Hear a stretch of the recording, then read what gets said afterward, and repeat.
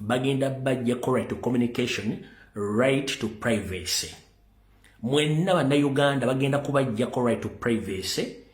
Amasimu gamu very soon bagenda bategeeza nti gonna galina kubeera nga gali registered.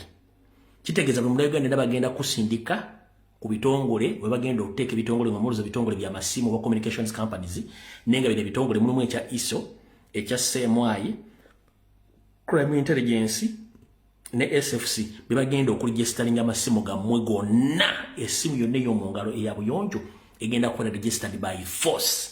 Olw'ensonga baagala kufuna access ku masimu gammwe ne communication zamuli mu communicating n'abantu bamwe bonna. So mubeere aware about that. Security alert mbufunze ziba ziweddeyo, njena tugenda ku information eyandeese. Nsama opitire wano omusajja gwe bayita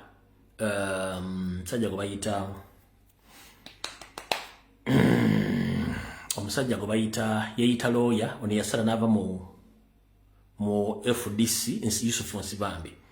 Mumpite Yusufu Nsibambi ajje wano nga sinatandika video. Mumpite Yusufu Nsibambi ajje nga tunatandika video. Kati ekyo mba mazo kibagamba n'okuba buli ekyo kigenda mu maaso olwaleero. Kati video tugitandikire leero. Video katugitandikire wano. Byonna byagenze ekyankwanzi mwabitegedde. N'okusamira okwabaddeyo bulungi nnyo. Museveni ng'amaze okuwonga abantu be bonna. Era butereevu olukuŋŋaana lugenda kukomekkerezebwa amala abatebaddeyo. Ensimbi nnyingi nnyo zayisiŋŋanyiza mu mikono whereby nti buli member parliament abamuwadde obukadde bw'ensimbi 100 yeeyozeeyozeeko ennaku. Bwe bamala omuwa obukadde 100 bw'okweyozaako ennaku, waliwo endala ze baba bategetekedde nga bagenda zikozesa mu kuyisa amateeka. Genda basomerako emabega omwezi oguwedde. Zino ssente kaabadde kasenda baguzi oba kasenda bazaana, oluvannyuma olwaleero neno yonna wiiki bagende batandise okuyisa amateeka mu parliament. Amateeka ge galuwa? Amateeka ge bagenda okuyisa kwe kuli erisookerako ddala bagenda kusookawo essaala baddeko communication from the chair, bill read 5 minutes. Batekewo etteeka erisooka balita the protection of the sovereignty bill. Honorable Minister of Internal Affairs yagenda olisoma. A laying of the papers 10 minutes. Then basooka bayiseewo supplementary expenditure for the 2025-2026 schedule number 5. Honorable Minister Finance Planning and Economic Planning. Then batekewo request for the parliamentary approval to waive off pay as you earn liability from liability for care internally in Uganda. Bazeko report of the Parliament of Uganda delegation to the 5th ordinary session of the 6th legislature of the Pan-African Parliament and other related meetings held in Madrid, South Africa, 16th of July 2020, 6 August 2025. Honorable Okoth Ogong Felix MP Odokoro South. Then Bazeko report of the Parliament of Uganda delegation of the 6th ordinary session of the 6th legislature of the Pan-African Parliament. Bwebito. Nenge teke kulu balita protection of the sovereignty. Mubagenda okwagala okuteekesa okuyisa amateeka n'okukwatako pulezidenti ng'ebakibala boka ennyini bwe bakiteeka mu nkola bweri. Kyekigendera kibabawadde ssente biliyoni 10. Naye ekyo si kyekikulu. Ekikulu kyekiriwa. Katudde wano. Muganda wange yenna gy'oli ngenda kusaba. Omusango gw'eggaba tugubannyonnyodde, ensi yonna egubannyonnyodde era mugutegedde. Omusango guno it is part of the diversion and stunt Museveni za creating okubajja ku kintu ekikulu ekikwatagana ku ggwanga Uganda nebigenda maaso mu ggwanga. One bulijjo nga banakola forensics musooka forensics nebalya ne bagezaako kupapala forensics nebalya nakati ekyabalya. Bagezaako kusasula international media platforms bayambeko which yasooka zaba promotinga barani fortune nga bagamba nti mwetegedde ne babalese stand gyetegereze nnyo etuuka ekiseera neyambula dictator stand ze baakoze nga bataddewo open public court mwe temwagitegedde kangikunnyonnyole nga mbagamba nti wandikola ekintu okulumya omuntu n'osika ng'oyambe muyambe ekkiriza bwe bataddewo public court hearing bayagadde bafune attention ya international audience but unfortunately kyebatategedde bagenda kweyambula batya one ekisookera ddala Museveni ya bypass the constitution etya efisiga eddamuzi lye lirina okuteekamu okusaba kwali nti emisango gigulwe mu lukale so si Museveni talina buyinza eyo constitutional right agirina wabula okuba nti yadde ayagala creatinga diversions ne stanti ze n'ateekayo kooti mbwegenda ewuliriza omusango ogwo kati kino kigenda kufuuka rutiini ng'akikozesanga stanti diversion across the country ng'ateekawo open sessions za court across the country ng'ayagala abantu babeere ku ekyo kiki ekyaviiriddeko omusajja muno okweyambula engoye one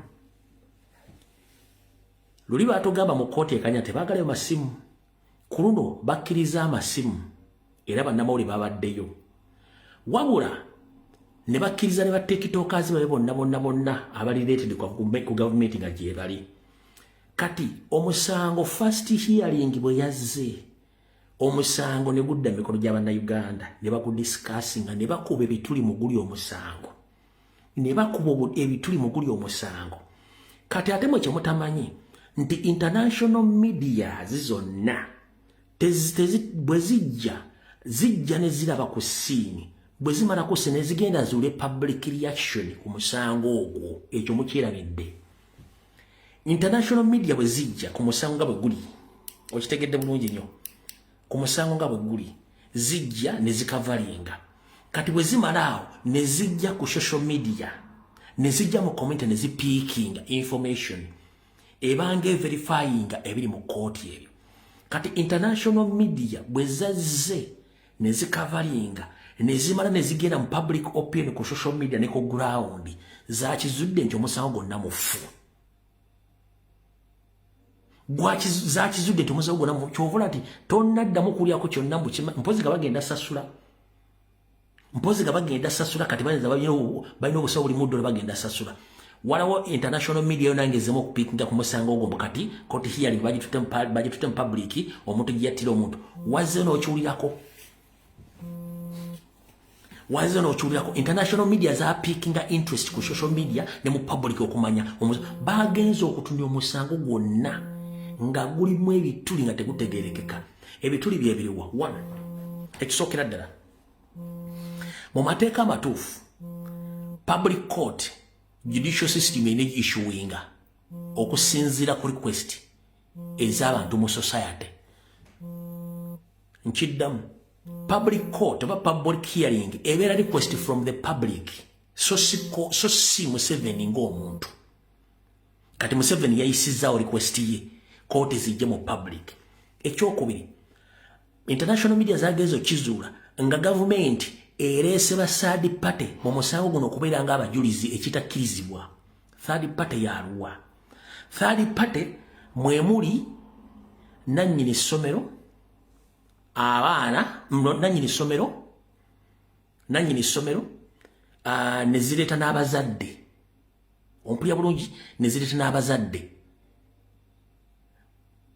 ne zireeta n'abantu abatannategeerekeka so nga ate omusango bwe guba gugulwawo kooti ebeesinga ku bantu abaali ku crime scene okuggyako obujulizi kati lwaki buli oba nga ogenda okuwuliza omusango one olina okumakinga sure nti omuntu yazizza omusango mwakoze full investigations era ezimulumika nti yazizza omusango one tewaliwo footage alaga kikolwa ekyo omusajja taliko kintu kyonna kimulaga nti yatta wadde okulaga omusaayi ogumuliko wadde okulaga murder weapon teriiwo kubanga singa murder weapon ebaddewo yandibadde eraga DNA ey'omussi nga bamuggyeko ebintu muntu yeye ekyokusatu bw'oleeta edimansita oba nannyini ssomero awo obujulizi nga teyaliwo ku crime scene oyo abeera third party obujulizi bwe tebuyimirira ompulya bulungi bw'oleeta omuzadde nga teyaliwo ku crime scene kitegeeza obujulizi bw'omuzadde tebuyimirira tebusitandinga kubanga teyaliwo ku siini. Abantu abaliwo ku siini baba boda baba neighbor be balina okujja mu kaguli okuwa obujulizi. Kitegeeza nti n'obujulizi bwonna obuweereddwa currently bwonna bufu. Tewaliwo murder weapon, tewaliwo investigations ntuufu, obujulizi obujja mu third party, nga n'omuntu agambwa nti yaliwo ku siini nga keyateeka obujulizi bwawukana n'abalala abali mu community. Kati mu misango emituufu nga gikozesebwa, the moment obujulizi bwawukana ku byabaddewo ogwo omusango gubeera mufu. One, bwe tubeera mu nsi ezimanya amateeka, temwewunyanga omusajja omusanga agusinze ng'avuddewo ng'atambudde bwere nga si yasse. Ekyo mubeere nga mukimanyi. Kati international media bwe yamaze okupiikinga ebintu eraga guno omusango mufu, badde balina kukola ki? Kankunnyonnyole.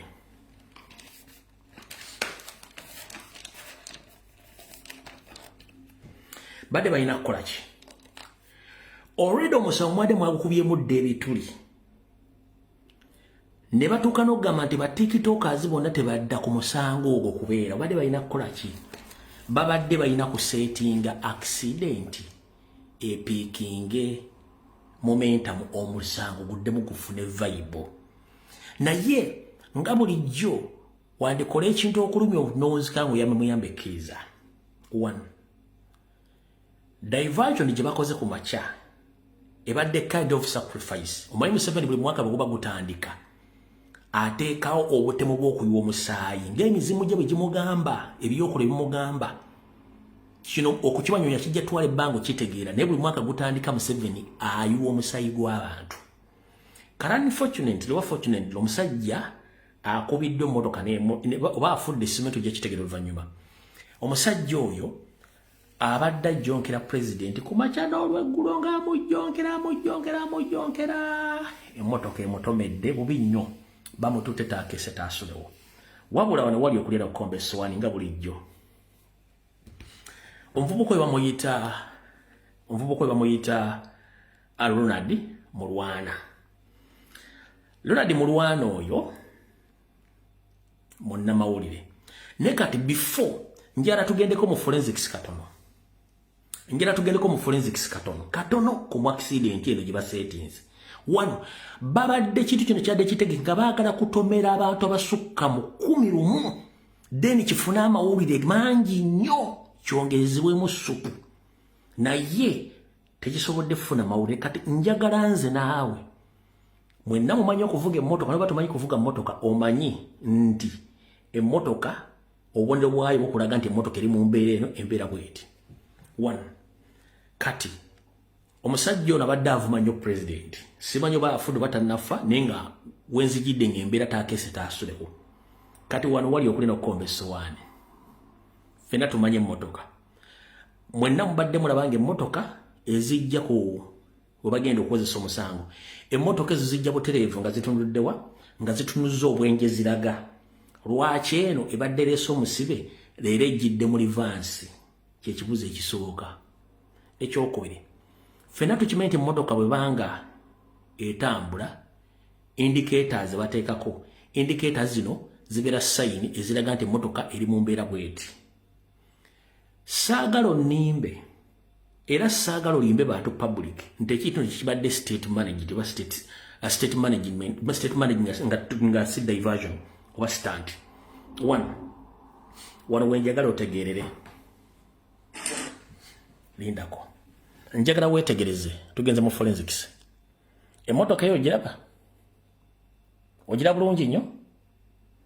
Emmotoka eyo ejjidde mu reverse, bulijjo kyetakola. Ejjidde mu reverse bulijjo kyetakola, bulijjo esoosayo ki? Esoosayo bwenyinga emmotoka endala. Si bwe kiri nti ye. Kati bwe badde ejja ezze bulungi nnyo ng'etambula mpola naye ng'erimu giya ya reverse, era indicators zonna zikulaga nti emmotoka ebaddemu giya ya reverse. Teri mmotoka erimu giya ya reverse esobola kwekuulamu giya n'agamba nti aloozinze control ng'olwedde indicators ziraga nti emmotoka eri mu reverse ne giya mweziri. Teri giya esobola kubuukamu ng'egenzeemu, tekisoboka. Ezo zonna indicators ziraga nti emmotoka olwedde eri mu giya bulungi n'ebedde etambula bulungi. tesobola kwekuulamu nejja. Ogira bulungi nnyo? Ogiraba? Aha.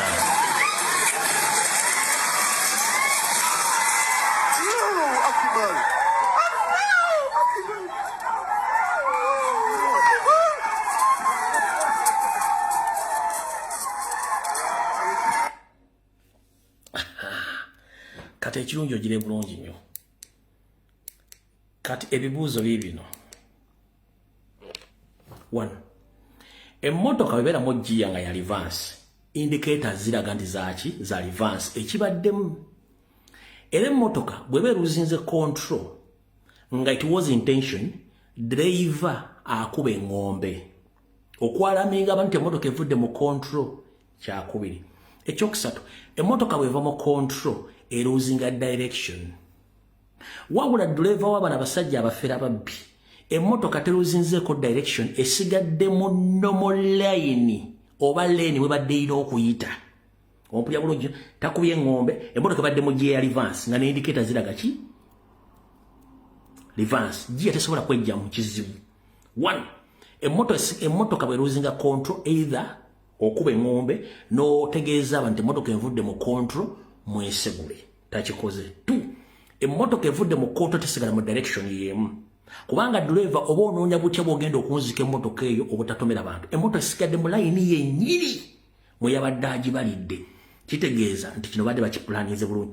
Tokubye engombe, emmotoka eri mu gye yennyini ya reverse gyetasobola kwejjamu nga guwa gitaddemu geraga indicators. Kuba indicators show that gye ya reverse ebaddemu eri emmotoka ebadde mu normal what? Mu normal movement eri mu gye entuufu.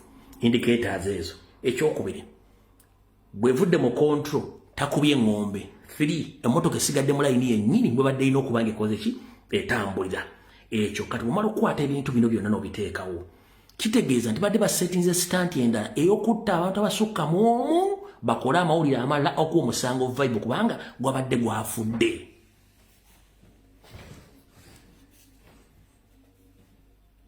Omusango gwadde gwafudde eno feekemu era ntegeeza abantu beegaba mwenna n'abantu bagenda ku musawo guno muveeyo.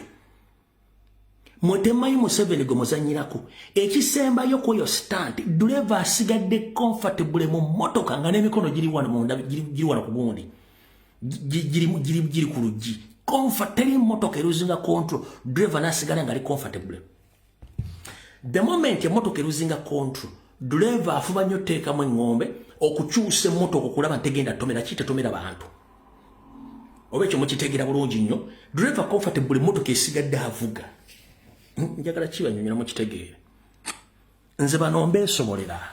Lindako. Ezo sitaati mugenda zikola bannyammwe.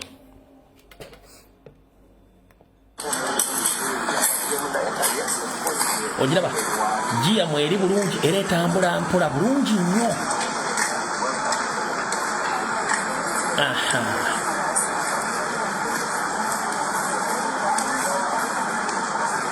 Etambula bulungi nnyo. Ne bazanya kasitante k'abantu nejja.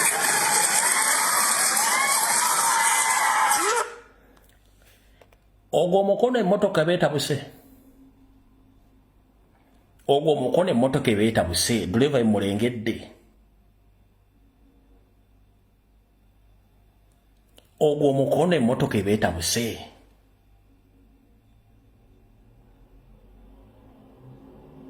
Ogwo mukono emmotoka ebeeta bw'okakasa ogwo mukono gubadde ku steering.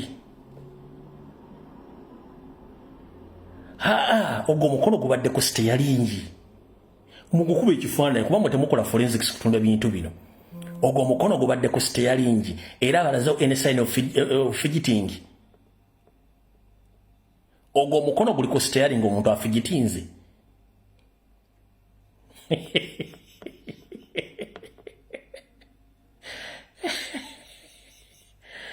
Ogwo mukono gubadde ku steering era driver afigitinze.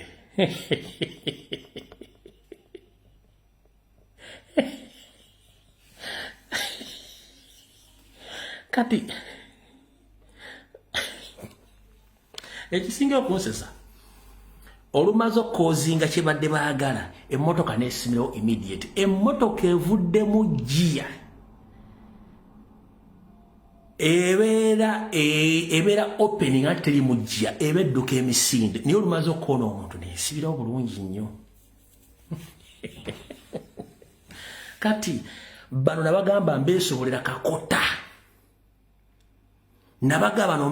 kakota omusango gwafudde international committee yagumye amazzi ne international media ko boka tukozinga accident wano tufuna amawulire eyo diversion mugende mugigambe banyammwe nze motoka nyinza okuba simanyi givuga naye nagisoma bulungi nnyo okitegeera bulungi nnyo kati maze mubambula nekidivano kyamwe ekyomusibe owalakizale tewali mada weapon omusibe mukola yo mwagala kati mwagadde kutta bantu but unfortunately tuve ku nsonga eyo omusajja oyo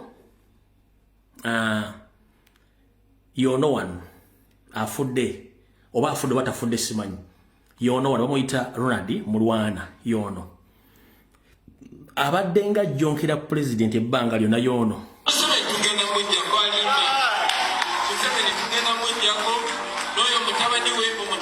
agenda kusasulira buli kikolobero kyakoze eggwanga nebabalimbalimba nebabamalamu amaanyi Museveni si kyali waffe Bobi Wine yoyo wafudde yamanyi Museveni kigwogenda okujjako yoyo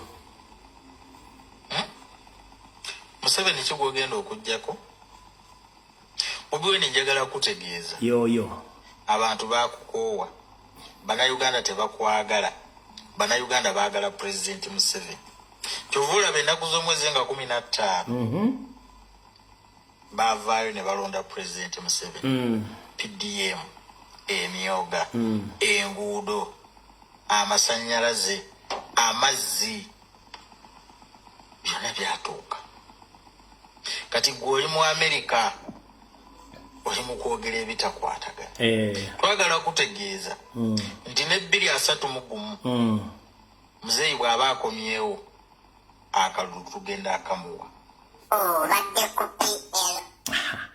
kati mukulu gwagenda okuwa Museveni akaloli mu mbeera ki muganda wange agenda okuwa Museveni akaloli mu mbeera ki kankakudyemu nakano kenkoze maife tubeera kuno nga tulinda buli wamu kati kambazanyire kano nga nkagasse bulungi kubanga nkagasse bulungi ebisana nenkabateera wulira yuyo tugenda mujja kwalimba Museveni tugenda mujjako n'oyo mutabani we omutamiivu agenda kusasulira buli kikolobero kyakoze eggwanga nebabalimbalimba nebabamalamu amaanyi Museveni si kyali waffe Bobi Wine Museveni kigwogenda okujjako Museveni kigwogenda okujjako Bobi Wine njagala kutegeeza abantu bakukoowa Bannayuganda tebakwagala Bannayuganda baagala President Museveni Tuvula benaku z'omwezi nga 15 15 lwe olwaleero enguudo amasannyalaze amazzi byonna byatuuka 15 mu Amerika oli mu kwogera ebitakwatagana twagala kutegeeza nti ne 231 muzeeyi bw'aba akomyewo akalulu tugenda akamuwa badde ku PL on TV.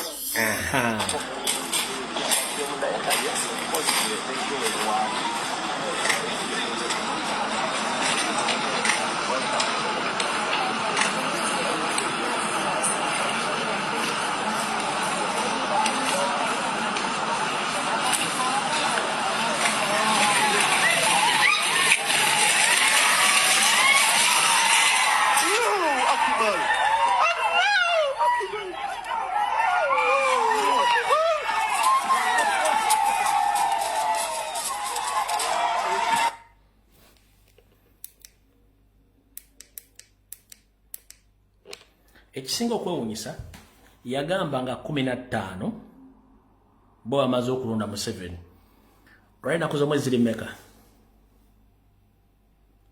15 olwalina kuza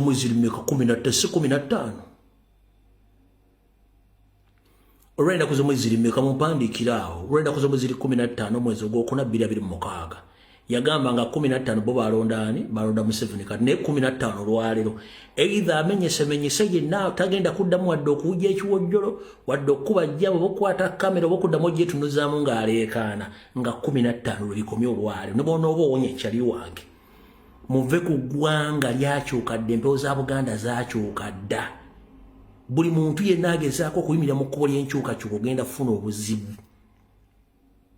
mwalonda 15 ofunidde obuzibu obw'olubeerera nga nakoze omwezi 15 kitegeeza mmwe mujja tegeera nti empewo za Buganda bwe kimu kyakikola ki kyakyukadda ote tugenda kulwawo kansooke mbasigire ekifaananyi kye mutamanyi 1 nabagamba nti Museveni akola ekintu ye ngaloza nti public tesobola kutegeera kintu ekyo amazima gali ki 1 Museveni olw'okuba nti akozesezza ekkooti okunyigiriza abaana b'enkyukakyuka nga ne bukuva mu 2020 mutayina mwana wa nkyukakyuka gwe yali asalidde musango nti yaguzza kuba tebalina bujulizi ensi yonna ne muteekako amaaso era nga ne sanctions zibadde zijje ziri mu kkubo zibadde zigenda kutagetinga judicial system ya Uganda okubajjako funding supporting na buli kimu era zijja tezigenda kuyimirira kati yabadde alina okuteekawo okulongoosa ekifaananyi kya judicial system ye kwesabira open public court hearing eyo era omusibe bamuleete nga alyambadde bulungi alidde bulungi nnyo bamunywesa bamukubaka perfume bamuweweeta bamusika ku matu bamugamba buli kimu kyonna kati eyo enkola gye bali mu kukola ku musibe wa Walakizali yenkola gye balina okukola ku buli musibe yenna amazima gali nti enkola gye bakoze ku musibe wa Walakizali gye balina okukola ku musibe yenna okufuna obwenkanya okuyisibwa obulungi n'okufuna buli kyayagala mu budde ne kooti okumuliza mu budde wabula ffe abaffe tebabawa bintu ebyo kati yabadde alina okulaga ensi yonna nti judicial system nnungi abanuupu balimba ekkooti zituula ziyisa bulungi abasibe era babawozesa mu budde ebyo mula mu kooti nga beekyanga ezo AI abaana abo tubamanyi bali stubborn nnyo sometimes ensonga lwaki tubahandulinga tutyo nekino kimwale mu public kyekifaananyi kituufu kiri mu kooti za Uganda ng'agezaako okusiga ekifaananyi kya kooti za Uganda mbunungi nnyo ffe tuzoonoonye era kye balabye eggaba kyekigenda maaso mu kooti za Uganda okwetoola eggwanga lyonna waliwo firiani fair hearing kyekifaananyi kyabadde asiiga so si mbu yabadde ayagala nnyo omuvubuka muwulirizaawo no omuvubuka waabwe si waagundi nti yavudde muvubuka waabwe yennyini era mukyetegereze bulungi nnyo nti bano abasajja baadde bakulyetinza ekintu kyabwe kyakudayibatinga bannayuganda kubajja ku mulamwa olw'ensonga balina ebintu bingi nnyo bye bakwese ng'ensi yandyagadde obitegeera kati mutegedde bulungi nnyo eno sitanti yaabwe ebeezaliddemu abaana 1 abantu abali mu komite bennyini bategedde nti omuntu si yeyatta kyekisooka oyo si yatta tosobola kuŋŋamba nti yeyatta ali firi nnyo ali tulakizaliasi ebintu byonna bikola nga bw'ayagala kati ate mmwe abaagala omutta mwabawadde ne omuntu mwagala ate afune ekibuuzo mumuwa mutya looya muli basiru sooka otunulira akatambe kano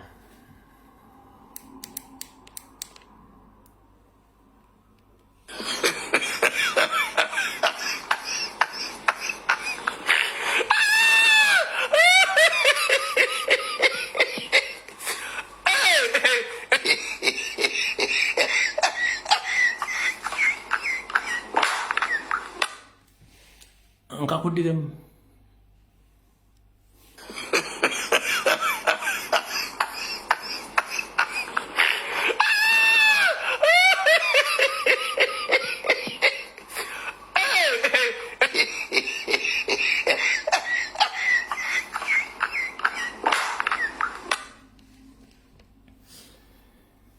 bagenza okulanga omusango batuddemu kobbo katuleete ekimotoka kyaffe tutomereko ku mbuzi eziwera tufune ku mawulire ganaatambula naye nga bo kibadde kibalidde kati omusango bwe kati wano ninawo ku bannamateeka angambye mbazanyira obutambi buno kulira bulungi nnyo mbalamusiza mwenna abampuliriza eno yendowooza yange oba endaba yange ku mutiremu ono yassa abaana eggaba wano emakindye. Okusooka njagala kusooka kwebaza Uganda Law Society ekulirwa President Ssemakadde eyavuddeyo newabula nti bannange proceedings ezigenda mu maaso mu kuwuliriza omusango guno ziyinza obutajjayo bulungi kyemwetaaga naddala olw'okuba nti nno omusango guno mugutadde mu kkooti y'abantu gulire mu kkooti y'abantu naye kiyinza okuziiza obujulizi obumu okuvaayo. Ebbaluwa yabadde brief naye yabadde yina content nga w'amaanyi kyendowooza nti nno kkooti obulamuzi bwa Uganda Judiciary esaana etunule mu bbaluwa eyo era egitwale egiwe time esobole okugyandastandinga. Ekisookera ddala ekisooka otutiisa ffe nga bannamateeka erinnya nja kulireka naye njagala kuwa idea yange gye nnina nga munnamateeka ate ng'omu ku bannamateeka abalina bias ku criminal law mu criminal law wano mu kibuga Kampala. Banyabo ne bassebo ffe tulabanga kooti oba poliisi eyapapye ennyo yabuuse emitendera mingi nnyo gye yabadde erina okugoberera okulaba nga obujulizi bwonna buvaayo. Ntegeeza ki? Ku musango egya criminal banyabo ne bassebo tulina ebigambo by'Olulatini bye tugenderera bwe tubanga tukola okunoonyereza biringa 2 oba 3. Ekigambo ekisooka tukiyita actors laws.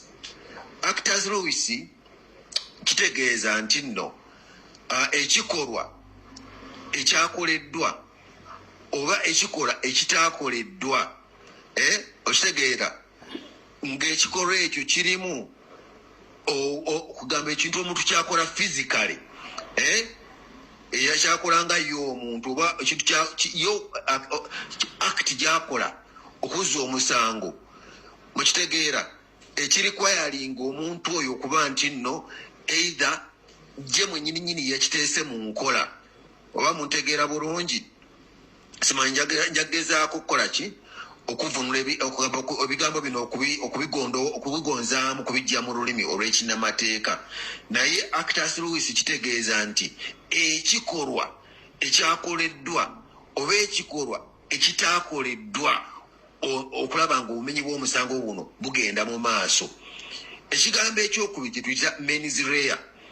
Mens rea kitegeeza nti obumenyi bw'omusango obwabadde ku buli kirowoozo byoyo omuzzi w'omusango the guilty mind kyabadde ku birowoozo bye ng'agenda okuzza omusango oba embeera y'obwongo bwe embeera ya mayindi ye bwe yabadde ku ssaawa eyo ey'okuddizaamu omusango okuzza omusango ogwo kiba kikulu nnyo nga tugenda okukola okunoonyereza mu criminal law.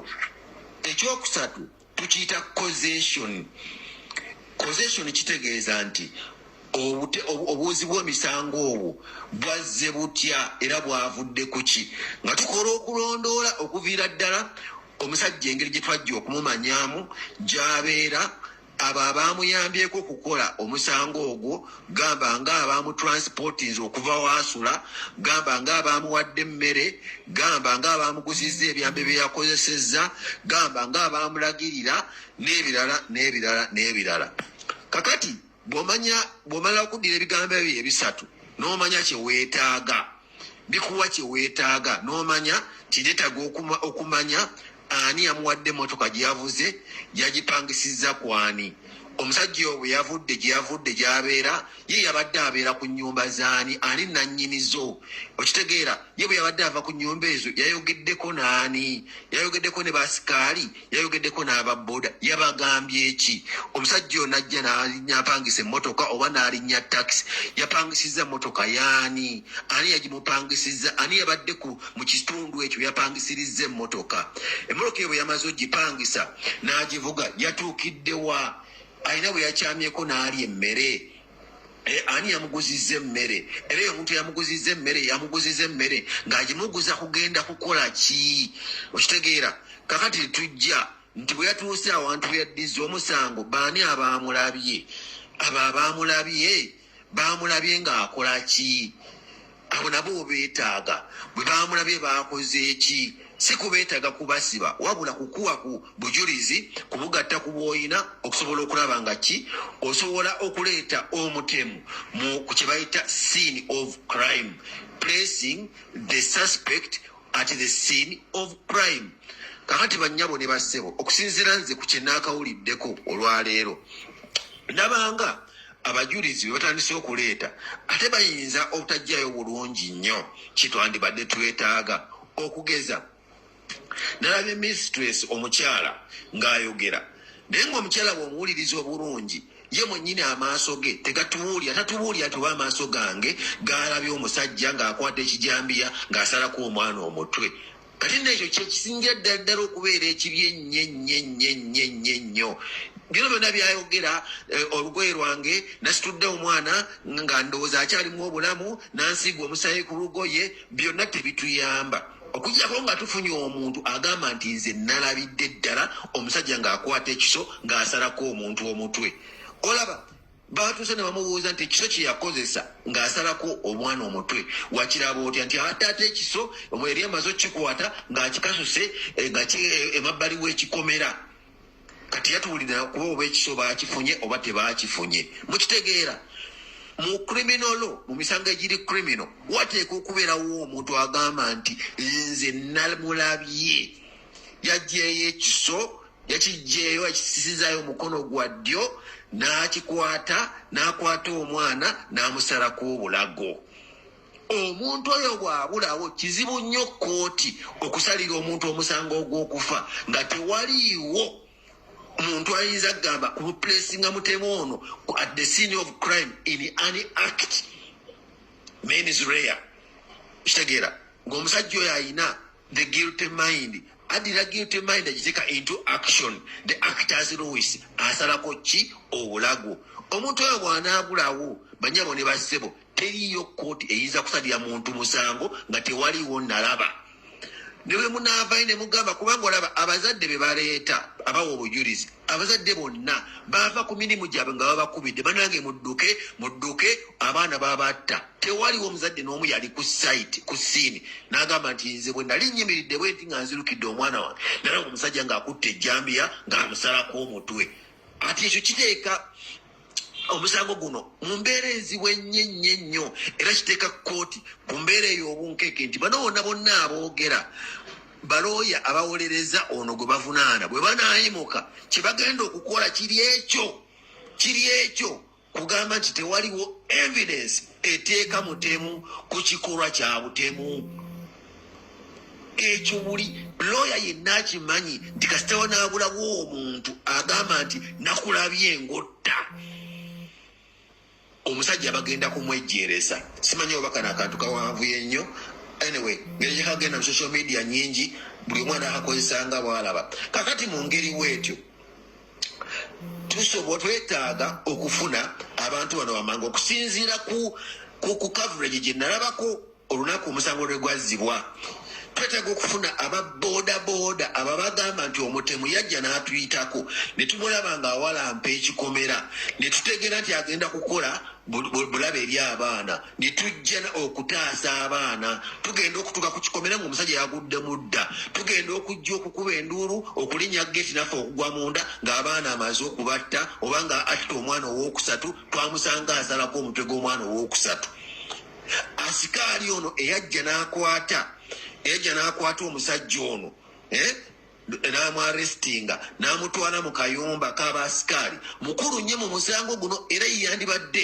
witness asooka kubanga obujulizi bulina okuba nga obujulizi obusookera ddala nalabe yasooka ayinza okukeera enkya ng'alwadde ayinza okukeera enkya ng'abuzeewo ayinza okukeera enkya nga bamuguze kati bwe muba nga temusoose ye omuntu alina obujulizi first class information muba mutulese mu bbanga in space nga tetusobola kumanya ddala ono bana batuwa obujulizi banaasobola okutugamba nti nalabye kubanga amateeka agagenda okuvugaana ono bagenda kugajja mu Penal Code Act eya Uganda era n'okugajja mu Constitution article number 22 egamba nti protection of the right to life kubanga ono omusajja yajjewo obulamu bwaki obulamu bw'abaana naye nga amaziga mangi nnyo gali ku mitima gy'abantu. Uganda webanga etuuse kati nga batta abato amabujje batta abakulu batta abakadde ate nga n'aba batta amateeka ge gayinza okubanga ge gabaleka ne bagenda bayinaayina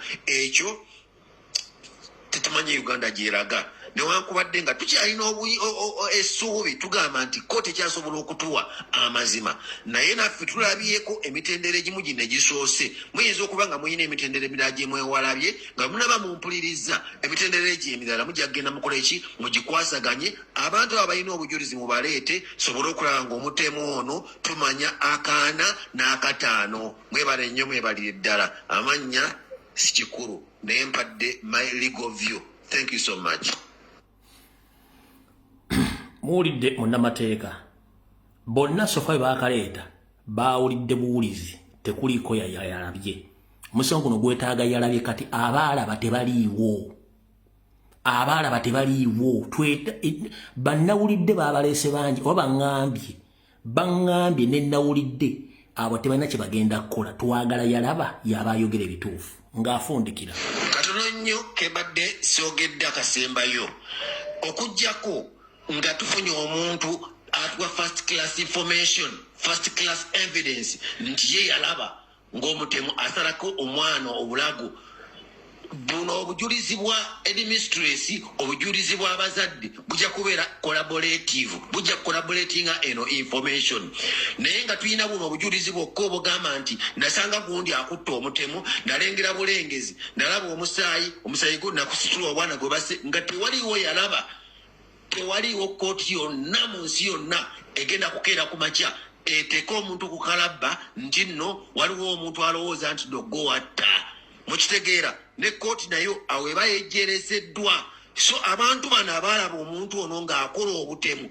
be bantu betulina okusookerako okuggyako obujulizi nga tebannababuzaawo nga tebannabatta omukitegeera nga tebannabafuna obuzibu bayinza n'okubagula kubanga kati omutemu ali ku bunkenke wuyo amuva Bulaaya agenda e Bulaaya agenda mu America n'akomawo kitegeeza sente azirina. So we need to collaborate this evidence. Bwe tulema okukolaboratinga mulimbuulira kati omusawo guno Museveni gugenda mwambula nkiwabulira kino mukije kunze bategese stanti yaabwe ne okutta abaana abo nga baagala mawulire gabayambeko bitams wabula gutandise omufuukira akagumba wegoge 1 mujjukira omusango gw'omugenzi Kaziini omwali omuwala eyatta Kaziini iziti kyakuwa wezi kyakuwa yafuluma deruzana nasemba kumanya ngali Tanzania ali mulakiza life byamala ni mwefuulira wakati alibwa mukazi wattu kati the same thing which is going to happen today era temusubira ekintu kyonna bwe bana amala okusalira omusajja oyo omusalidde byonna gavumenti bye beteeseteese banza n'omukeera banza omuteeka wiki 2 omukolera passport empya ne visa ne mutadda mulaba nga mulaba kyakwabo yali bino ebintu bijja byeddiri yali dulalu yes dulalu sorry yali dulalu si kyakuwa omusango wa Kaziini ne dulalu the same thing kyekimu kyekindo kyennyini bino bintu babitandise leero baali babikola dda ku musango gwa Kaziini gwefaanaganyizaako na guno where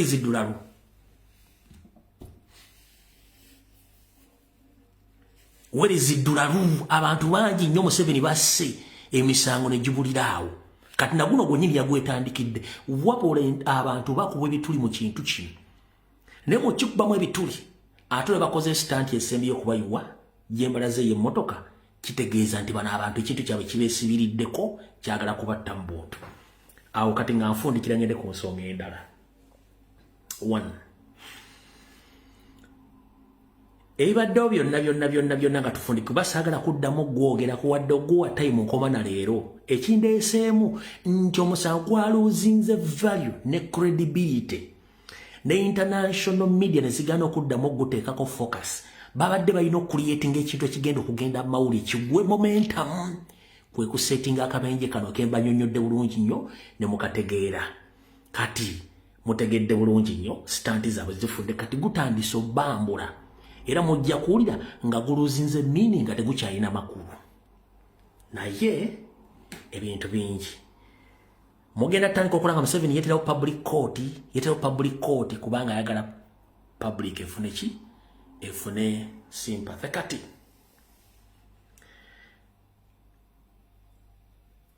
ebintu bingi bakoze ekintu kino nga balina ekintu kye bakweka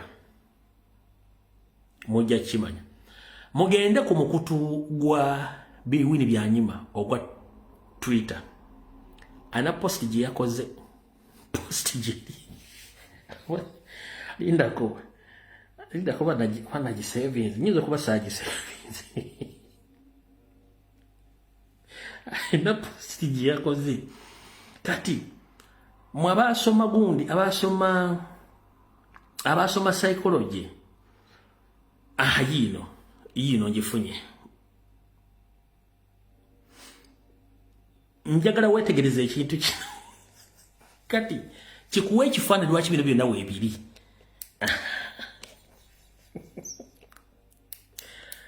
Wini Byanyima kino ekintu yakitegedde jjo eno reported speech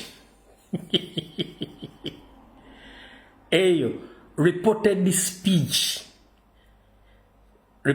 mugimanyi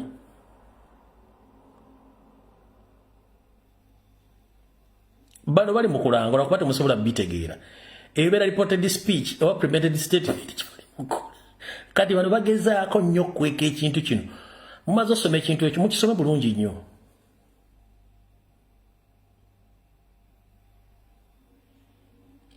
mumaze okisoma njalumanyi okisoma zembate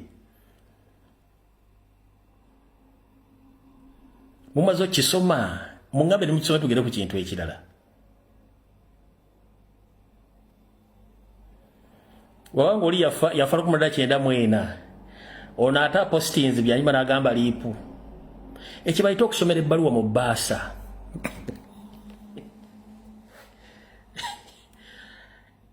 muyinza obutakira bulungi kankibaddize wala muyinza okuba temukire bulungi ekyo bayita okusomera ebbaluwa mu bbaasa muyinza okuba mukire bulungi nnyo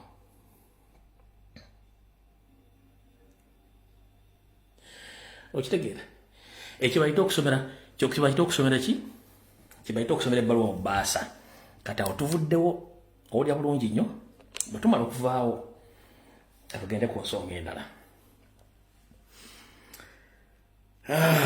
mala okugyamu wano n'amateeka byabagambye tugende ku nsonga endala ensonga endala yeeruwa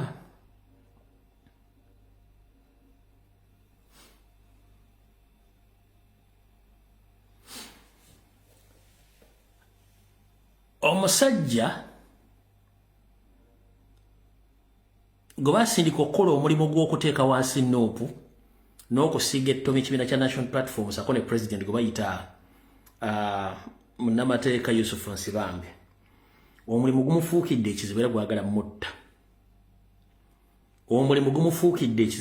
mutta gutya bamuwa airplay ku NBS ne kusanyuka TV niyo omulimu gumufuukidde ekizibu buli lwajja ku TV ayokya n'okulimba twabagamba nti singa waliwo omuntu yalina obujulizi obuluma Kyagulanyi ku bintu byonna singa babuteekayo dda kubanga bwagala bugula buwanana omukulu Yusuf Nsibambi yazze n'asala omugambo omunene nnyo nga gulinga omuzikiti gwa Kampala mukadde ku kibiina kya National Platform ne ku president naye eyabadde amubuuza kane mugo yamugambye olina obujulizi namugamba buleete ng'alina obujulizi bw'aleeta yagambye bw'ati yagambye nti abasibe baffe bonna ba National Platform abali mu makomera ag'enjawulo abasibe baffe buli mwezi bafuna $1,000 okuva mu kitongole ekimu ky'ensi yonna kiri oba mu America waluddawa bafuna $1,000 kati currently gye bwe bukadde busatu mu mitwalo 67 bwe basirabidde buli musibe zaafuna mbwera y'ensonga lwaki abasibe netutwagala baveeyo muki tebaveeyo mu kkomera naye tujjukira president yabagamba bw'ati nzijukira wano president yabagamba bw'ati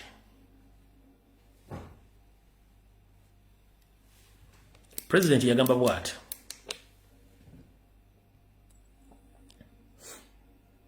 no kansooke muwanga kansooke ono yennyini yagambye bw'ati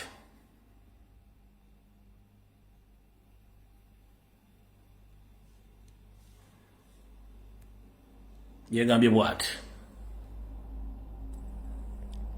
What would be the motive for the leadership in NUP to object. to object? It's clear. I have evidence and I can say it here. I've said it over and over. One of the legal firms involved, the leadership there in the legal firm, the partners, one is an official, top official in the top 5 in NUP, and another is an elected member of parliament on an NUP ticket. They are receiving $1,000 per month from Open Society. It's an international organization sponsoring activism. So each and every prisoner, you're supposed to get $1,000 For representation? for representation and upkeep of the prisoners. Incidentally, for upkeep, the prisoners have never been given a shilling.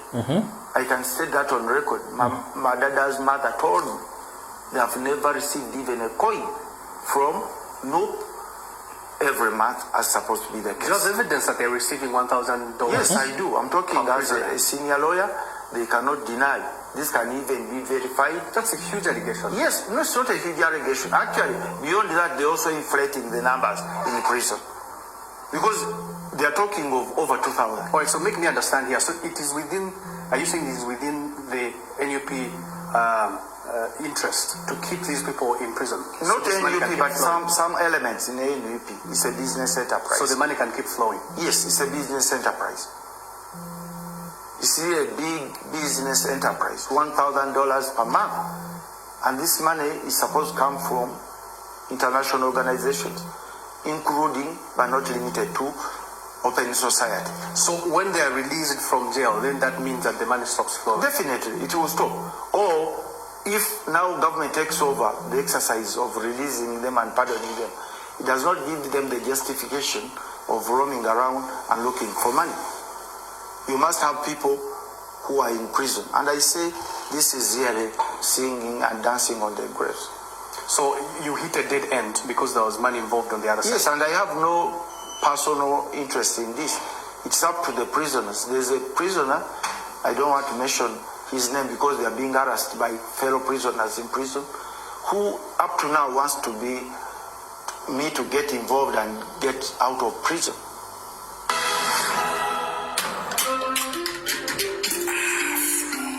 Right.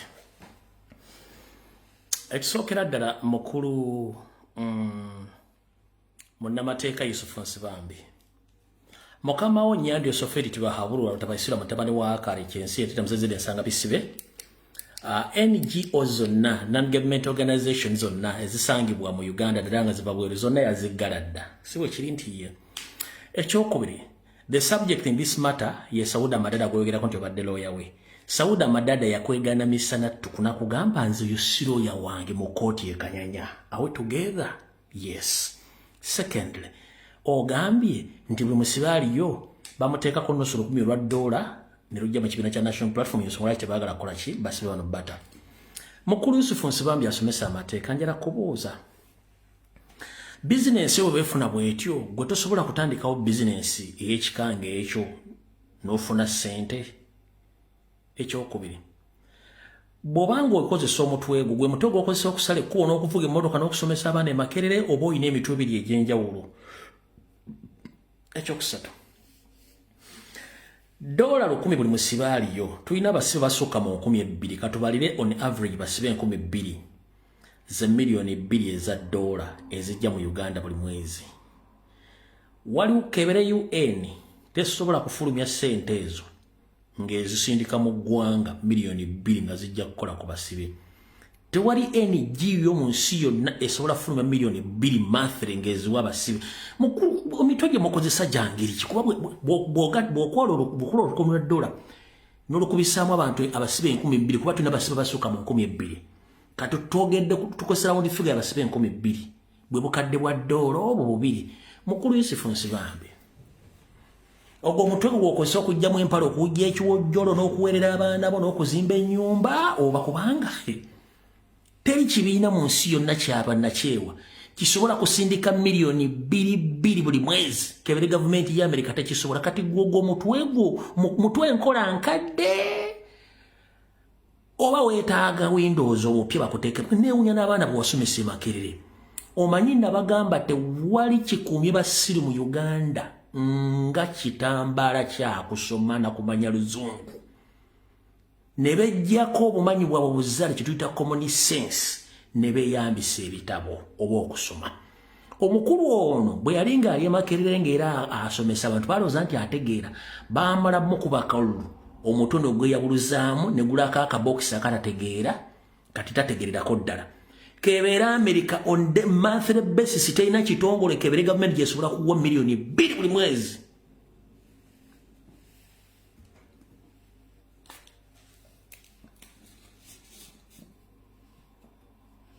mukulu Yusufu kana katabiga jja kutuukako eyo business banga gyeri gwokola kyo gitandika ate Sauda Madada yakugoba gwe takumanyi nti oliro yawe naye n'okozesa omutwe n'okanula amaaso ng'enswera esala kolansi n'ogamba yes I have gwe notage wavewo nga bakubyako n'ogenda mu NRM mu direct obujulizi n'otabuwaayo n'otabuteeka ku mmeeza n'otabuteeka mu mawulire gwe Yusufu n'ogwo omutwe okulinga ebbakuli y'obuugi n'ogamba ne tulina ekizibu ogwo mutwe enkola nkadde ki kuba n'emitwe enkola enkadde at least bagenda e Japan bwe guba mutwe nga nkola nkadde at least bakufuniramu Pentium basobola okufuniramu gundi bakufunira Windows yenkadde basooka bainsatinga mu Windows ni kati gwe mutwe enkola ki bungo nkola ki kebere government ya America tasobola kufundinga kitongole monthly $2 million per month.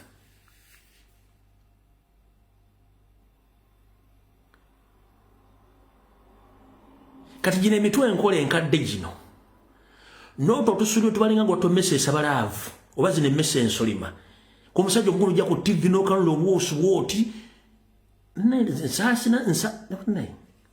Uganda oli makati mukulu Yusufu Nsibambi kitono nnyo tukwegayiridde twetaaga otuleetera obujulizi obwo obukwase bannamawulire bulungi nnyo buteeke ku TV n'ekitongolo kiteekeyo nakyo tuwe engeri gyekikolamu transaction okusindika ssente ezo ne zijja ku kitebe era ne zigenda abaana batazifuna nga gwe bogambye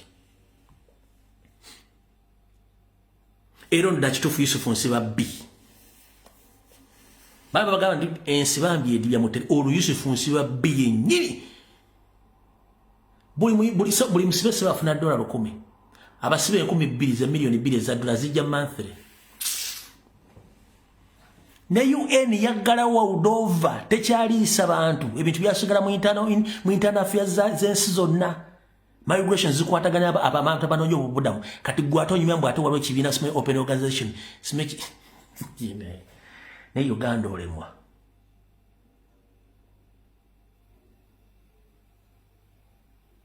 mpozi wagendako ekyankwazi luli no problem mumbere n'emitwe gyammwe nga mugikozesa bulungi nnyo nga mwewunzise nkusaba ekigambo kimu lodda ku Natasha Broadcasting Service leeta obujulizi obulaga ekibiina ekyo financial transaction zonna ezijja mu nuupu sente mmeka nga bwe nti bazifuna monthly ozireete oleete information eraga ku bakulembeze oba bakulu mu nuupu abafuna sente ezo ozireete ozikube ku mmeeza ensi ejja kwanama atha kiba tekiriiwo amaseeka gobadde osomesa ogasomesa kifuula nnenge naye obadde osomesa kirabika abamu batandise okwewuunya wabaaki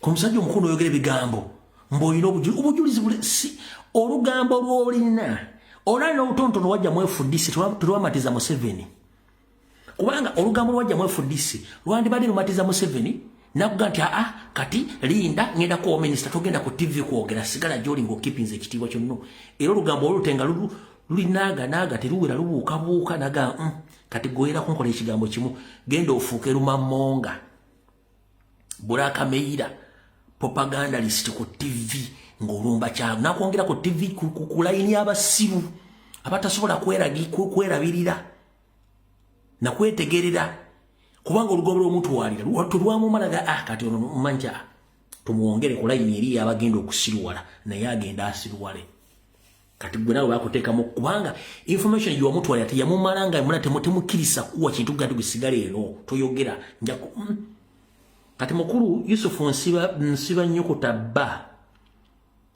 mulekerawo okusirwalira ku bantu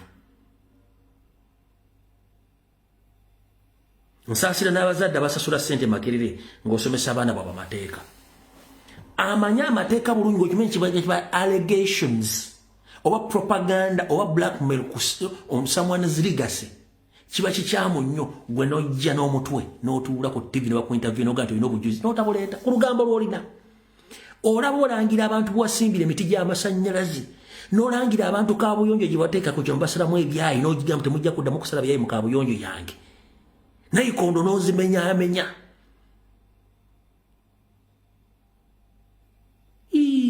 kasajja gwe kati atojja simanyi nakumanya kyenyinza kugamba naye anyways yensi bwetambula awo tuvuddewo bajja bikuwa ojja bisaa ku mutimbagano bulungi nnyo olw'ensonga ffe tulina buzibu nammwe naye anyways omukulembeze bwati bwe yagamba nze byange mbikugambye naye yakugamba bwati abantu abali makomera mugamba nti aba NUP tubakozesa bukozesa kwetwogerera tubakozesa byabufuzi mubate ebyobufuzi byaffe bife tetwagalira ddala kubeera nga twogera ku bantu abo mubate mutuswazi nawulidde n'omubalamu ng'agamba abo abasibe abali makomera Bobi Wine abakozesa bukozesa nga bizinesi then mubate bizinesi yange egwe okulu nsibambye okawulira abantu abali makomera mugamba nti aba NUP tubakozesa bukozesa kwetwogerera tubakozesa byabufuzi mubate ebyobufuzi byaffe bife tetwagalira ddala kubeera nga twogera ku bantu abo mubate mutuswazi nawulidde n'omubalamu ng'agamba abo abasibe abali makomera Bobi Wine abakozesa bukozesa nga bizinesi then mubate bizinesi yange egwe. Kati mukuru Yusufu nsiba leta B mu luzungu mu Luganda yenyukuta ba gyebaliko gy'otuusaako engalo nze nkozesa mukuru Yusufu nsiba leta ba mu luzungu leta B bikozeseza mu Luganda saagala gwe musajja musamuvubuka yanvumye no sikuvumye linnya linyiri lyenkuttemu kubanga ennyukuta esaba bagiyita ba mu Luganda mu luzungu bagiyita B kati mukuru Yusufu nsiba B kozesa omutwe gwe emisana ng'obudde butambula otuwa bulungi obujulizi olw'ensonga tukooye ebintu by'ekisibe mukola oyo propaganda ne blackmail gwe basindika okukola ku nuupu mujja kyemaanya oyo muvuddeko kati olunaku lwe natandika okukola programu zino naye ntandika obbaga nti abasajja baatwetooloola ne bate tebannamalayo mwetooloolo gwabwe Kyagulanyi n'abakwatira wakati Kyagulanyi bakwatira mu makati ffenaffe ntandika ogwaffe kyemukoze abasajja bano enkoko ekikola baana baayo ne mujje buli bwino w'omuntu yenna nange kwe kubagamba nti abantu abatukolako ebikolobero abalina enkwe abalina amanya gaffe si bazzukulu ba Nambi si bazzukulu ba Kyabazinga si bazzukulu ba Mukama wa Toolo si bazzukulu ba Mugabe omugabo w'Amankole bano abantu bonna Banyarwanda era bw'obanoonyerezaako ogenda obbazuula nga tebalina nsibuko wattu abasajja bano olwaleero olunaku lwajjo nasibye enkola lisaaki naawe njagala okwata essimu ye ey'omu ngalo nga sinagenda wala nnyo ongendere ku Gola Moses that is Gogo teekamu Allan Kasujja biography ebyafa bya Allan Kasujja saagala kuyomba n'abantu kwata buli alina essimu ye ey'okubiri ngenda kusaba omanyi wantu twogera na bujulizi njagala okwata essimu ye ey'okubiri oteekemu Allan Kasujja's biography togenda kusangako nnyina nti amanya ga nnyina ye gundi aga kitaawe togenda gasi talina kitaawe ku biography talina nnyina ku biography manya gaabwe wabula nnyina gyali ku Instagram ye naye nnyina taliiko manya naye talaga kitaawe wabula ye Allan Kasujja kati be bano abaana be baasomesanga ne basindika mu bitongole ebyenjawulo okukavalinga y'ensonga lwaki ono omwana bamusindika ku BBC agenda akola ekicuba ky'okujjukira BBC ye TV ey'abakolona baatufuga balina okuplantinga y'omu ku bo akavalinge nkuwa ddakiika emu nti ng'okutta essimu ye ey'okubiri oteekemu nti weetaaga biography ya Allan Kasujja ogiwandika wano mu comment section nga sinakuwa biddako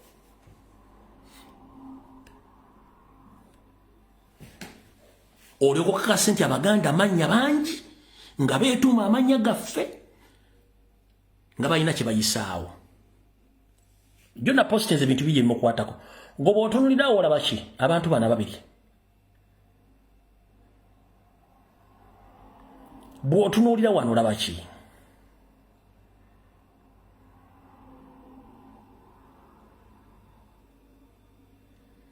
bw'otunuuliraawo olaba ki ezo figure olaba ki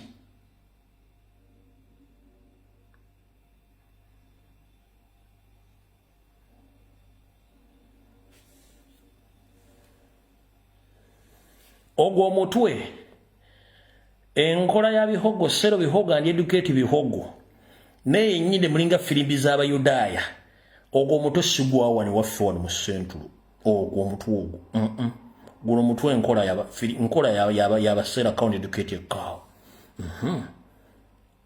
nkyakuza eyo ezo ennyinde ezo oyo sero bihogo and educate bihogo yoyo kati njagala bava ku biography waliyo ki njagala bava ku biography ye ku Gogo mwali mu comment section mubeeramu embuzi nnyingi ezabitanga teri muntu alina proper clear profile nga teriko manya ga muzadde teriko muzadde mukyala oba muzadde mwami ey'omwami ono ate bonna benzize nkolako profile bonna ogenda okufinding out nga tebalina bataata tebalina balaga bataata baabwe wabula nnyina ye namufunyeko ekifaananyi nakibateddeyo n'ejjo ekiro nnyina y'ono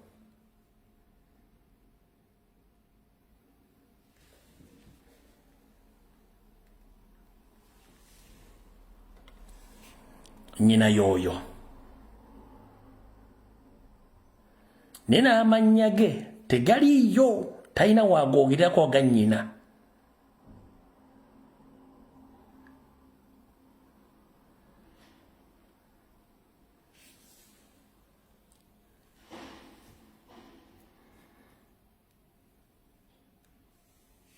nawana era y'ono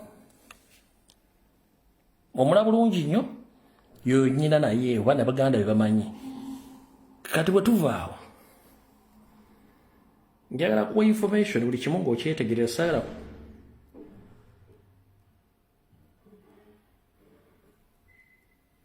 n'ekifaananyi kyesapulodinze wano mukulu nga bw'ogenda njagala omuntu agenze mu Gola Moses njagala omuntu agenze mu Gola Moses onzigireyo ki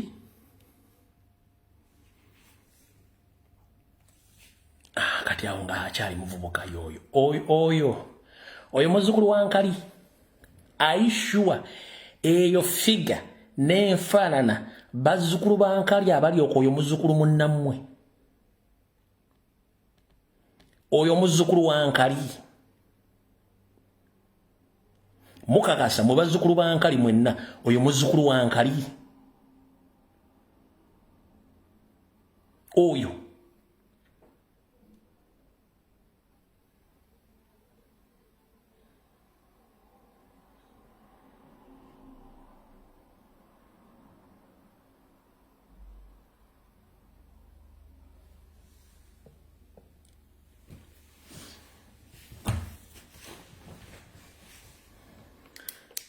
okay abagenze ku Gola Moses mufunye information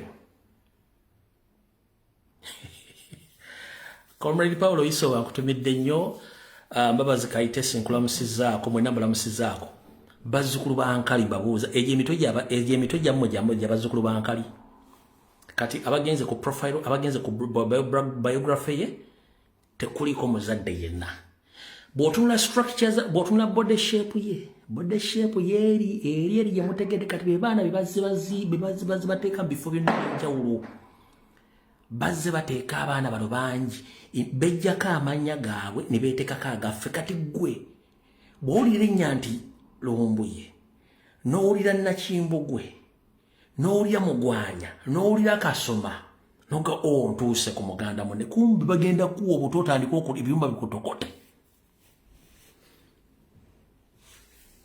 nze bino bintu byebaga bibataasa omulimu gw'enkola mwe temumanyi gwa ssente mmeka gutaasa bulamu bw'abantu bame mwegendereze nnyo abantu abalina amannya gaffe si baffe abantu abo si baffe batandise kwejja teri muntu yali akutte ekintu kitutandika gobera abantu bano babuuza bavaawa be baani talina muzadde musajja nti amanya ge gano bakugamba nti during a Minnie's regime yadduka ne bagende nabyo nga ne bamala esime myaka bajali 12 story weekoma kati gowulira bannange mwegendereze nnyo si buli alina erinnya egganda nti muganda si buli alina erinnya essoga nti musoga si buli alina erinnya ettolo nti mutoolo bano abantu batwefuutiikamu kuva dde 1 ne bamanya ennimi zaffe ne bamanya buli kimu ne babeera comfortable nga balowooza ffe tetusobola kubategeera kati ffe twatandika obubasimu okuva ku empaka buzeeri oyinza okugamba nti nnimba ate Alani Kasujja togeza n'okyusa profile yo ku Google ng'oteekayo kitaawo wekifuula nnenge togeza n'okyusa kubanga nagenze jjo ku Wikipedia nembuuza chat GBT nembuuza abantu bonna nga tewali alina profile y'abazadde be kati abo bangi ab'ekikulanga ekyo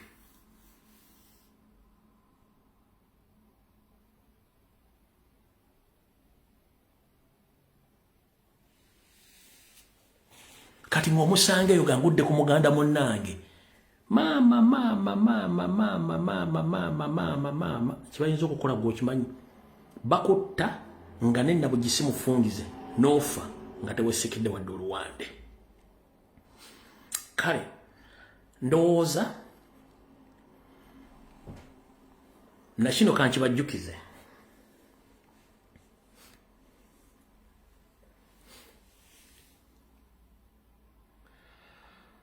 nakibagamba akawungeezi nga tuzze nakibagamba akawungeezi nga tuzze mu vidiyo y'akawungeezi naye kyenjagadde mutegeere kiri nti tuconcentratinge ku nsonga z'okununula eggwanga sitaati za Museveni zajja zikola mpaka kubanga alina ekimugoba sitaati za Museveni agenda zikola mpaka kubanga alina ki kubanga alina ekibagoba kati kamala okutooka ku wano katono nnyo bu message bwange buno no message bwange bwano butonotono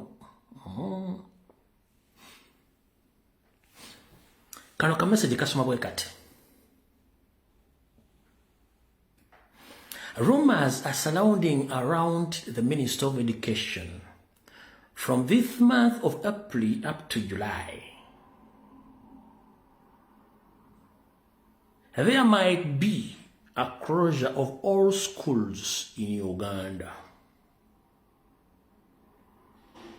Zino inside information mungu wandibaawo okuggala ku masomero gye bujjako kaawo okuggala ku masomero omanyi ekitatta mwima kyetumalako nteeze bagezezzaako okubuzaabuza naye balimba ekyo mukitegedde bulungi nnyo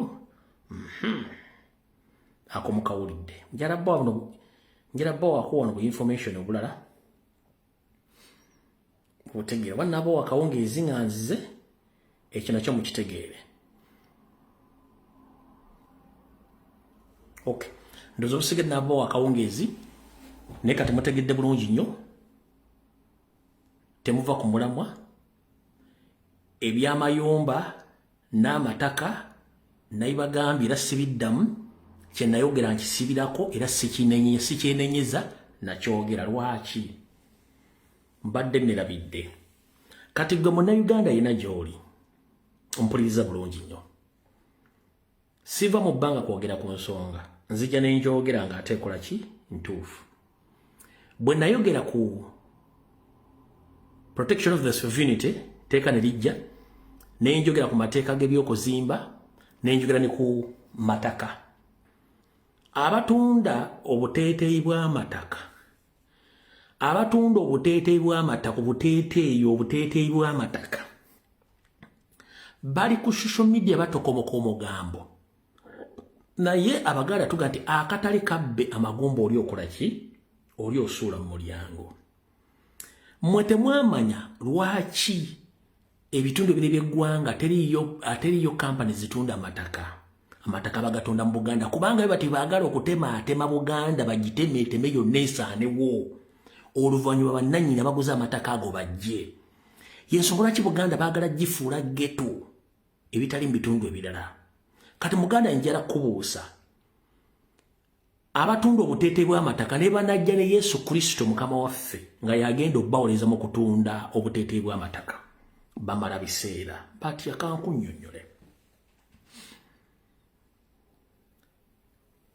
ekituufu kiri nti amateeka amapya gazze gasoma nti okubeera n'ettaka olina okubeera n'ettaka eri mu mateeka ye standard plot eri ku 105 ompulya bulungi nnyo naye etteeka terikuganda gula ploti ya size yonna gy'oyagala kubanga oba ogula kubeerako endagaano etunda nakola kinaagula naye ate amateeka tegagenda kukkiriza kuzimba ku ploti ya kateeteeyi kubanga bakugambye nti okuzimba olina kusooka kufuna building permit eriko ebipimo by'ettaka birina okuzimbibwako enju kati awo waliwo obuzibu mutategeera lwaki standard plot eri foot 105 plot ezisigadde zonna teziri standard plot kati bwoba ogenda okuzimba olina okufuna building permit eriko standard size of the plot ezikukkiriza olyoka ozimbeko ekintu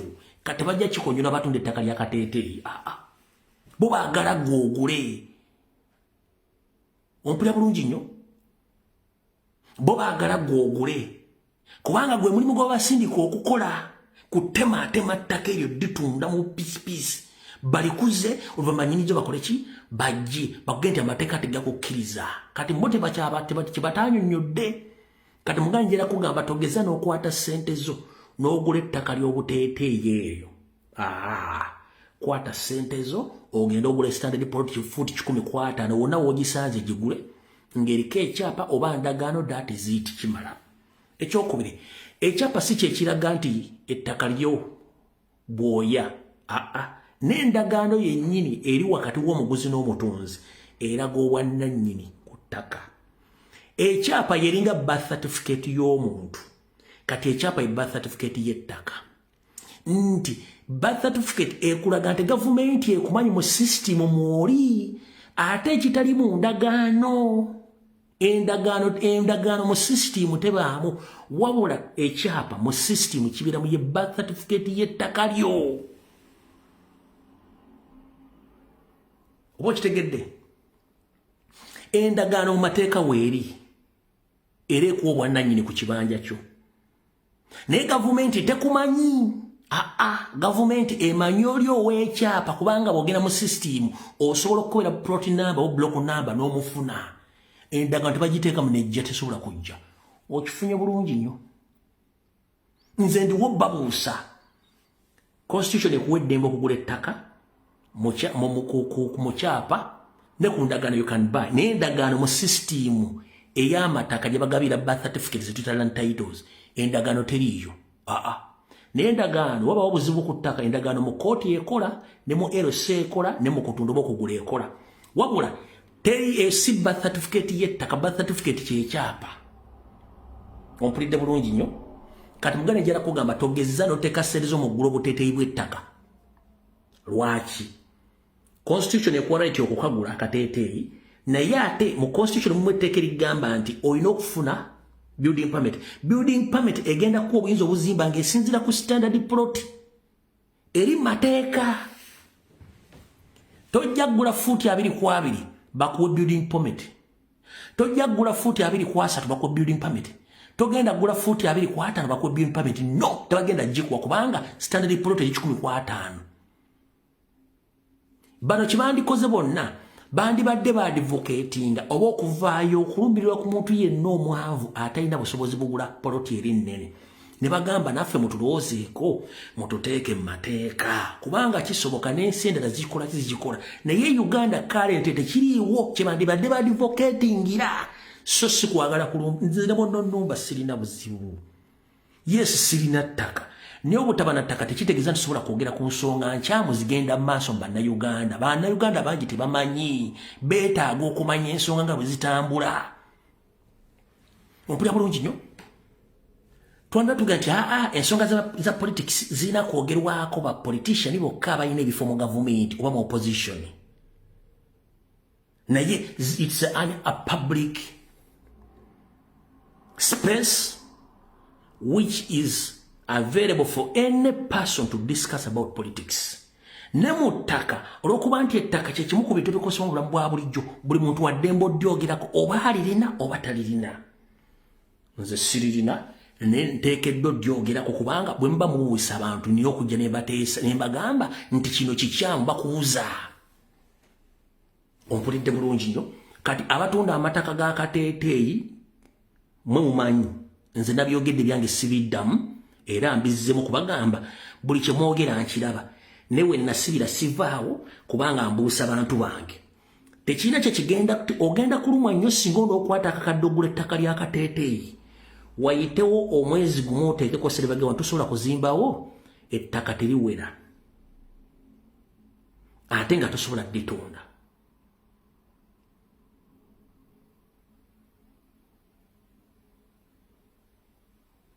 Ompulidde bulungi nnyo? Ompulidde bulungi nnyo? Saagala okwate serezo za kikazi za kisajja bakozize mu bintu bya Sseegavanga avuddemu. Njagala oteeke ssente w'olaba nga serezo zigenda kuvaayo. Ate ndi wano bakubira omulala ogutakungulu baganda bange mwenna muve mu kibuga. Ekibuga mu kyesonyiwe ettaka likyali ddene nnyo lyosobola okukwatako ssente n'ogula ettaka eryo n'okolerako ebintu byo. Tewali mu nsi muno kintu kiyitibwa kwekozesa kiwa mirembe nga kwekozesa. Okwekozesa kintu kikulu nnyo. Bajjajjaabo bonna baakulira ku kidima era baali basajja balimi na balunzi. Jukira nti population oba obungi bw'abantu bukula buli lunaku mu Uganda. Ani agenda okutegekera okulya? Niba agenda okulya gwe. So tuuza obwongo yes okuzima ku challenge ngira kulimu challenges nyingi nnyo naye enywera yerima. Tewali lunaku lukera nga togenda kulya breakfast, togenda kulya lunch, togenda kulya dinner. Gwe omusajjawo omwanawo n'abantu bonna balina okulya emmere evaawa. Muganda wange nkutegeeza kwata ssente ogenda ogula ettaka mu kyalo likyalidde n'ate nga lya layisi nnyo muve ku buteeteeyi bw'ettaka.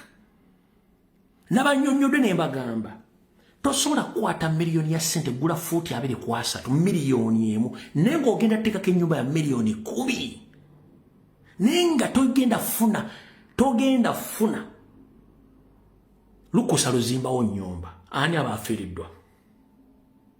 amateeka we gali.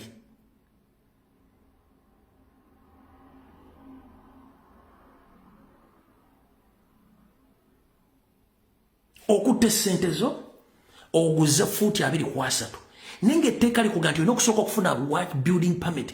Building permit yakugamba nti standard plot eri ABCD eneyo tegenda kukola. Kati ani abasiriwaza munne?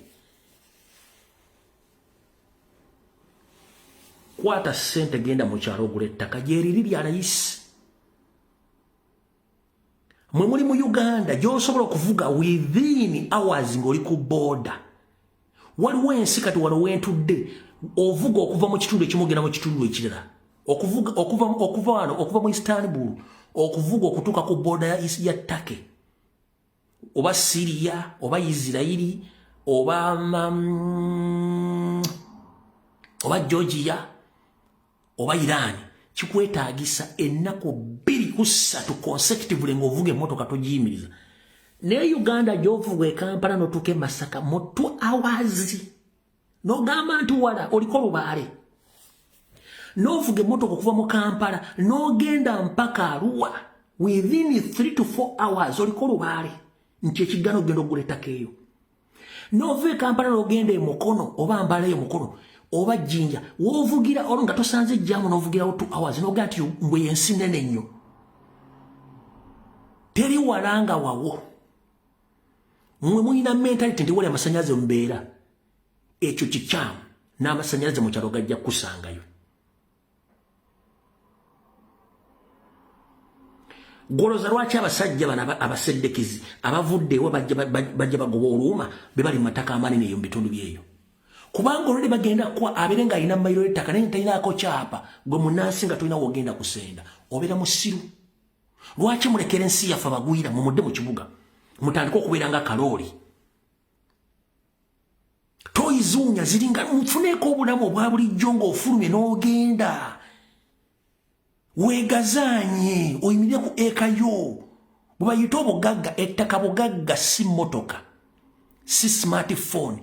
Ettaka bwe bugagga kubanga osobola okuggyako ky'otunzeeko osobola okutundako kintu ky'otunzeeko n'okola ki n'otandika ebirala.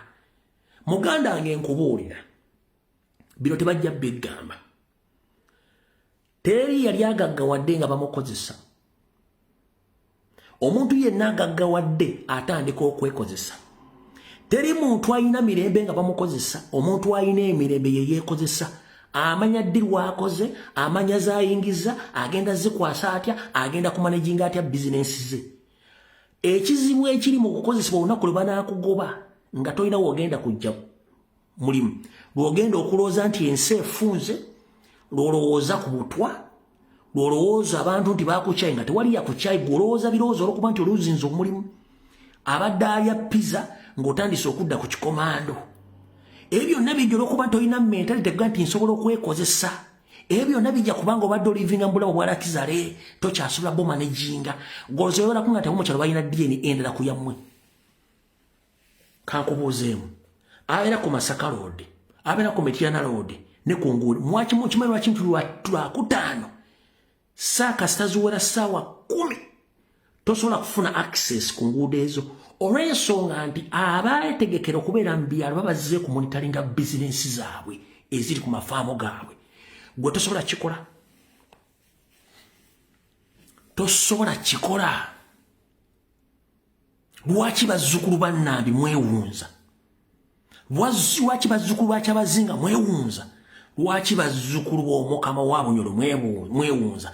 Lwaki bazzukulu ba oyo Nnyimba mwewunza? Lwaki bazzukulu ba Omugabe owa Lwankole mwewunza? Mudde ku kintu ekituufu.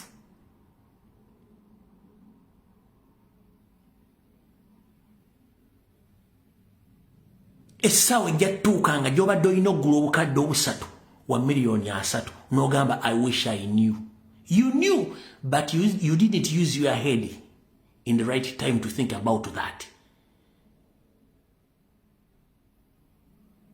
Kati kansooke nkunnyonnyole gwe atamanyi. Nkunnyonnyole otegere bulungi nnyo. Gwomanyi nti ebifo ebiwangalimu abantu abangi ebisinga obungi byali baziika City Council mu Kampala yali eziika erusaze eri wanna Mutebi nga gyeziika bayite mulimbo wanna Mutebi kati okyasobola gadde baziikayo wanna Mutebi mu Kampala yali yeetooloddwa limboozi abantu bagenda bazijjamu kankubuuse ekirala mu Kampala mulimu famire nga zaayinamu ebijja kizibu nnyo osanga famire ena ekijja mu Kampala kati si mu paaka empya si mu paaka enkadde Kampala district erimu divisions ziri mmeka ziri 4 ziri 5 divisions ezo zonna abantu bayinamu ebijja nga baziikamu ababale kati kizibu nnyo okusanga abantu abawera 10 nga bakyayinamu ebijja mu Kampala district bagenda babijjamu kyekugamba development ekula eddawa ekula kiki ekikubeera mu Kampala oli mu nnyumba oli mukulya kyamisana eri waliwo akola ki toyeewunya eringa ekizibu so muganda wange ebigambo mu bintu nga bintu bikulu mulimo okudda ku TikTok okulaba amabina amabeere 6 pack C muli mu olugambo nga terikukwongerako lwesonyiwe olugambo nga terikukwongerako lwesonyiwe mubeere ku ngamba ezibongerako abasajja bakola content w'obulimi ku TikTok kuno temugendayo abasajja bakola content w'okulunda temugendayo abasajja bakola content wa business management temugendayo abasajja bakola content wa financial management temugendayo abasajja bakola ekusomesa ebyobulamu n'embeera temugendayo buli kintu ku mutimbagano kweki temukiwabudde wabula ogenda basange wali ebyonoone sibaga kyekyo gwe twagala vibe landlord wamukubira essimu namugambo waaye ennyumba twagyongeza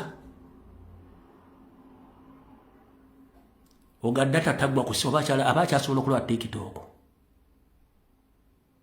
bamuga gundi munnange onotusonyiwa enkya togenda kujja ku mulimu kampuni egenda kuggalawo abakyasobola okugula data abaana baba bakyasobola omusomera mu masomero ag'ebbeeyi babiweddewo naye omuntu olwedde amaze okweseetinga abamanyi ekyokukola nakino kankikugamba onyigerumu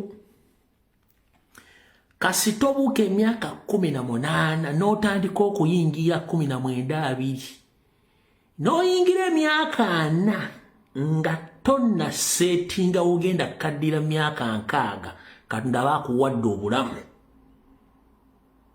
oli failure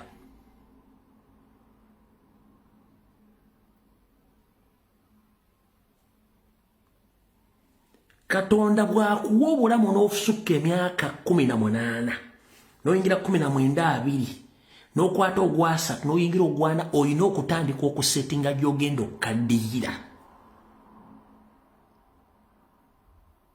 tewali kintu kiruma ng'owezezza emyaka 5 ng'okyakola application onoonya mulimu tewali kirumanga kuweza myaka 5 nga landlord akyakukonkona tewali kirumanga kubeera myaka 5 plus ng'okolimira abaana bo mbokubanga tebakuyambye wabasomesa it was your responsibility but tebafudde that means that is a total loss wakola loss omwana naye alina obulamu bw'okutambuza baganda bange bannyina yange mugezeeko nnyo okusetinga obulamu kola ebintu byonna nga mukama akyakuwadde obulamu lwaki katonda akuwadde obulamu kankunnyonnyole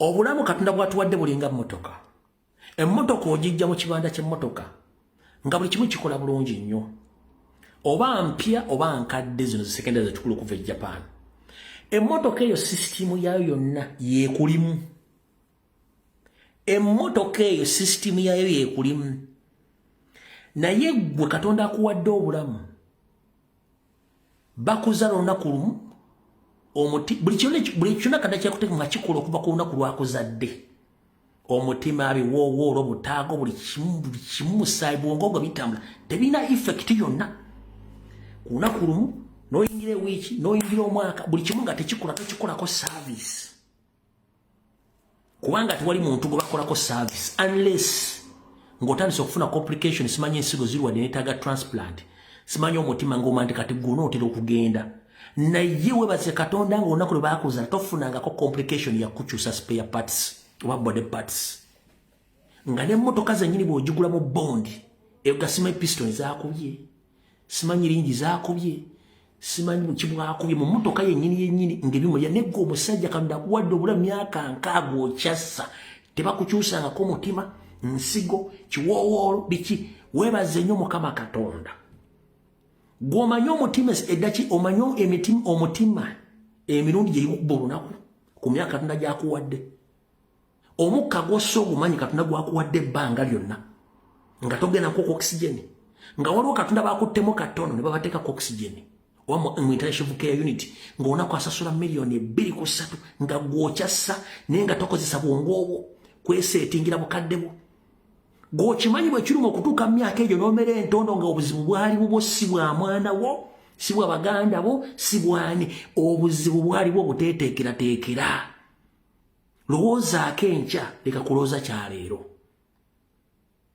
lowooza oko enkya leka kulowoozaako lwaleero okutta $7,000,000 ozimbye ennyumba ku fuuti 15 oli mbuzi okutta $8,000,000 ozimbye ennyumba ku fuuti 2 oli musiru ezo ennyumba bazizimba ku acres of land nga zeesudde kyekitibwa ky'ennyumba ezo kwata sente genda mu kyalo ogule ettaka eddene oteeko fulaati yeeyo gaggadde ng'oyimirira eno n'olengera ente ezo embuzi zo enkoko zo ebitooko byo embaata zo buli kimu kyoyoya kyolya kiki ekikubeza mu kibuga nkubuuza kiki